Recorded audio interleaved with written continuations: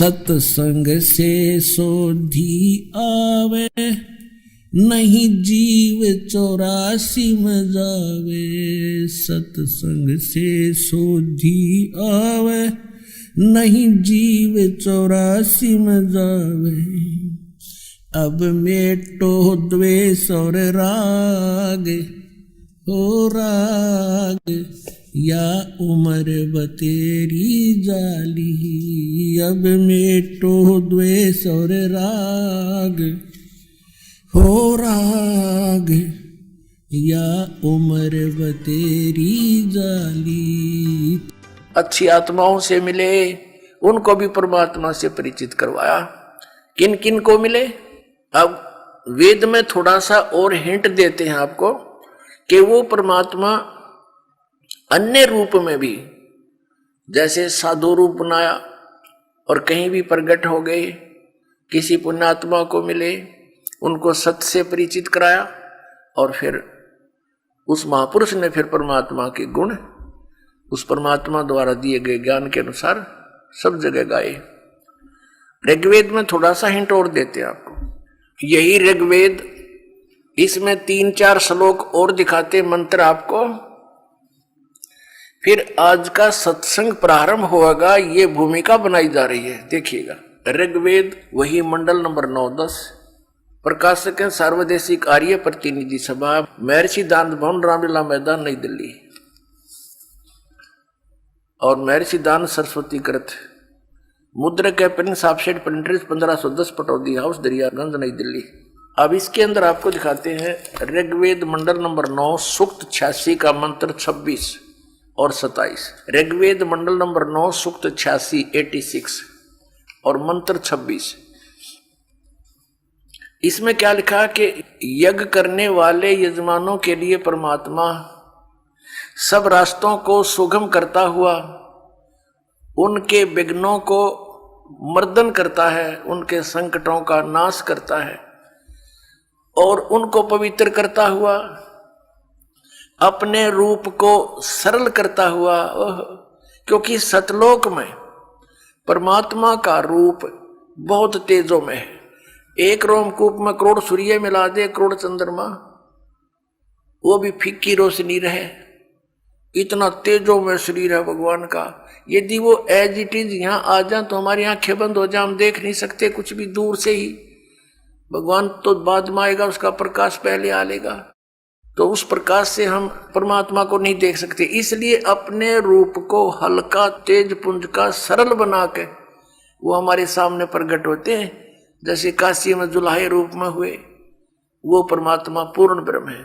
देखना, अपने रूप को सरल करता हुआ वह कांति में परमात्मा। यहाँ इन्होंने कबीर को अर्थ सर्वज्ञ लिख दिया, यहाँ लिखना था वो कबीर देव। अब ये कंसेप्ट यहाँ क्लियर फेर करना पड़ेगा कि जहाँ पर भी परमात्मा की महिमा चल रही हो वेदों में, तो वहाँ पर यदि कबीर शब्द है, कबीर, तो वहाँ लिखना पड़ेगा कबीर देव। जैसे ये खुद लिखते हैं, ये संस्कृत और व्याकरण के ज्ञाता। अब फिर यजुर्वेद दिखाना पड़ेगा, देखिएगा। ये यजुर्वेद है, ये महर्षि दान सरस्वती कृत, प्रकाशक है सार्वदेशिक आर्य प्रतिनिधि सभा, 2/5, महर्षि दान भवन, रामलीला मैदान, नई दिल्ली। और ये महर्षि दान सरस्वती द्वारा इसका अनुवाद किया गया है और मुद्रक Prince offset printers, 1510 Pataudi house, Daryaganj, नई दिल्ली से ये छपा है। यजुर्वेद अध्याय नंबर 36 में, 60 से अध्याय आरंभ 36 में और मंत्र नंबर 1 में यहां यजु शब्द लिखा है। यजु, रचम वाचम प्रपदे मनो यजु प्रपदे। इस यजु का अर्थ अनुवाद करते समय महर्षि दानंद ने यहां सही किया है। यजु का अर्थ लिख दिया यजुर्वेद, बिल्कुल ठीक किया। यदि यहां यजु का अर्थ के मैं अन्य कर देता, क्योंकि यजु माने होता है परमात्मा से मिलने की विधि, यानी यज्ञ स्तुतियां, ये भी अर्थ होता। अगर यहां वो ये अर्थ कर देता तो यहां महिमा थी यजुर्वेद की, तो यजुर्वेद ना लिखकर कुछ अन्य अर्थ कर देने से अनर्थ हो जाता। और जिसकी महिमा बोली जा रही है उसको पहचान नहीं पाते। इसी प्रकार जहां पर भी कबीर लिखा हो, कबीर जिसके अपसर्ग लगा दी जाती है, तो वहां लिखना चाहिए कबीर देव। और कबीर देव लिखने से फिर बात सुलझ गई। हम उसको कबीर देव कहने लगे, कबीर हम वह को वह बोलते हैं, तो कबीर देव माने परमात्मा, कबीर साहब। तो ये कवि जहां लिखा है इन्होंने, कवि कोई सर्वज्ञ नहीं होता, ये भी भूल लगी है इनको। कवि का अर्थ सर्वज्ञ नहीं हो सकता। कवि का अर्थ काव्यकार तो हो सकता है, अगर वो भी प्रकरणवश कोई प्रकरण चल रहा हो या महिमा भगवान की चल रही है। अड़ाओ ये कवि का अर्थ कर दिया सर्वज्ञ। सर्वज्ञ ये शब्द तो कर रहे हैं हम भगवान के विषय में बोल रहे हैं, लेकिन उसका नाम लिखना था, हु इज दैट गॉड, वो कौन है वो परमात्मा जो ऐसी लीला करता है, वो कबीर देव है, वो कबीर साहब है। फिर आइए, अब हम फिर ऋग्वेद पर आ गए हैं जो अभी आपको दिखाया था। ये इन्हीं के द्वारा प्रकाशित है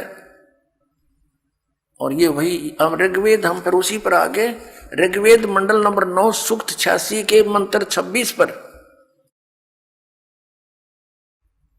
यज्ञ करने वाले यजमानों के लिए, यानी भक्ति करने वाले भक्तों के लिए, यजमान कहो से भगत कहो, परमात्मा सब रास्तों को सुगम करता हुआ उनके विघ्नों को मर्दन करता है, उनके संकटों का नाश करता है, उनको पवित्र करता हुआ और अपने रूप को सरल करता हुआ वह कांति में परमात्मा।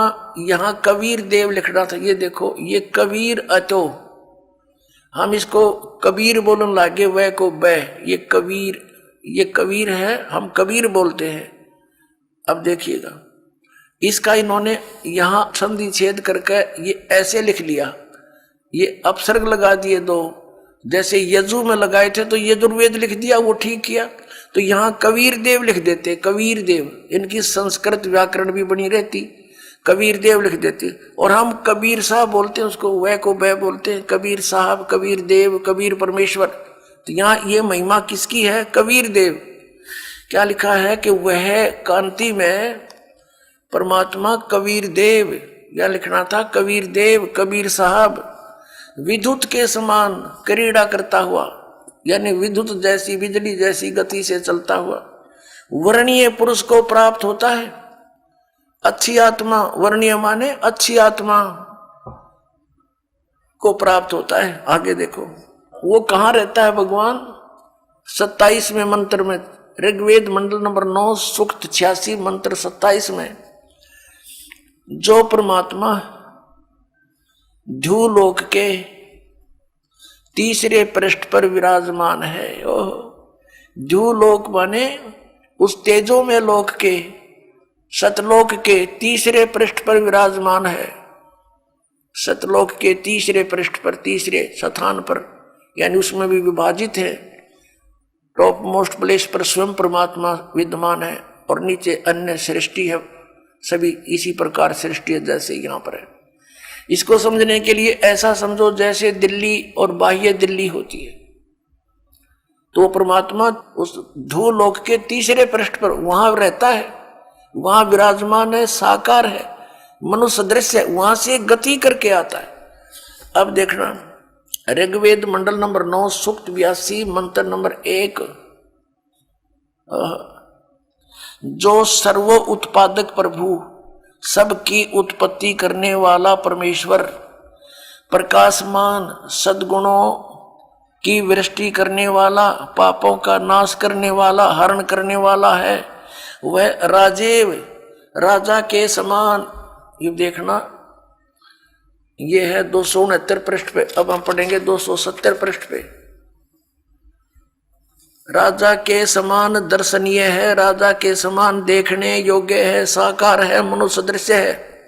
ये वेद गवाही दे रहे हैं इन्हीं के कर कमलों से, जो भगवान को निराकार निराकार करके और दुनिया को बरगलाया करते थे। आज उन्हीं के कर कमलों से, उन पवित्र सदग्रंथों में परमात्मा ने दया करके ये ठीक अनुवाद करा दिया ना। ये अड़ंगा भी कर सकते थे, क्योंकि अन्य सब जगह उल्टा लिख रखा भगवान निराकार है, अब परमात्मा राजा के समान दर्शनीय है, देखने जोगा वह पृथ्वी आदि लोक लोकांतरों के चारों ओर शब्दायमान हो रहा है। वह वर्णीय पुरुष को, अच्छी आत्मा को, जो दृढ़ भक्त है उसको पवित्र करता हुआ प्राप्त होता है। पवित्र करता है, ज्ञान से साफ करता है। जिस प्रकार विद्युत स्नेह वाले स्थानों को आधार बनाकर प्राप्त होता है, अपनी आत्मा स्पष्ट कर दिया। जैसे कैसा अच्छा प्रमाण दिया है वेद में कि जैसे आकाशीय बिजली किसी धातु को आधार बनाकर ही उस पर अट्रैक्ट होती है, उसी पर आके गिरती है, अन्य पर नहीं गिरती। तो ऐसे ही परमात्मा उन्हीं पुण्यात्माओं को मिलता है जिनसे वो आकर्षित होता है, जो दृढ़ भक्त होते हैं, जो उनकी बातों को शिरोधार्य करके फिर दृढ़ता के साथ अन्य पुण्यात्माओं को सुनाते हैं। पहले कांस्य धातु के बेले थाली हुआ करते, और जब वर्षा के सीजन में हमारी दादी जी कहती थी हमारी माताओं से कि बाहर आंगन में कांसी की थाली रखी है, बेला रखा है, इसको अंदर रख दो, नहीं तो बिजली गिर जाती है कांसी धातु पर। ये विशेष अट्रैक्शन होता था। अमूमन जहां भी ऐसा संयोग होता था वो कांसी की धातु पर ही गिरती थी। कहने का भाव ये है कि वेद ने ये प्रमाणित किया है, एक एग्जाम्पल दिया है कि वो परमात्मा उन पुण्यात्माओं पर ऐसे अट्रैक्ट होता है, उन्हीं को ही मिलेगा वो जो दृढ़ भक्त होते हैं। जैसे आकाशीय बिजली, आकाशीय विद्युत अपने उस धातु पर ही गिरती है, उसको आधार बनाकर ही नीचे आती है। आगे देखो वो क्या करता है फिर आकर के। ऋग्वेद मंडल नंबर 9 सूक्त 82 मंत्र 1 पढ़ लिया। अब दूसरे में क्या लिखा है कि हे परमात्मन, उपदेश करने की इच्छा से आप, ज्ञान देने के उद्देश्य से आप महापुरुषों को प्राप्त होते हो, अच्छी आत्माओं को मिलते हो, और आप अत्यंत गतिशील पदार्थ के समान यानी बिजली की जैसी गति से हमारे आध्यात्मिक यज्ञ को प्राप्त होते हो। आप यह लिखना था आप कबीर देव हैं, सर्वज्ञ लिख दिया। आप कबीर देव हैं, कबीर साहब हैं। हम कबीर साहब बोल रहे, उन्हें कबीर देव। अब शुद्ध स्वरूप हैं, हमारे पापों को दूर करके हे परमात्मा, हे अमर परमात्मा, हमको सुख दे। अपने आत्माओं पवित्र वेदों को पूरा विश्व मानता है कि ये परमात्मा के यथार्थ ज्ञान से युक्त है। और परमेश्वर ने कहा है 600 वर्ष पहले कि वेद मेरा भेद है, मैं ना मिलूं वेदन के माही, और जौन वेद से मैं मिलूं वो वेद जानते नहीं। जौन वेद से मैं मिलूं वो वेद जानते नहीं। कबीर परमेश्वर ने कहा था कि धर्मदास, हे प्यारी आत्मा, ये चारों वेद मेरा ही गुणगान कर रही है, पर इसको ये समझ नहीं पा रहे।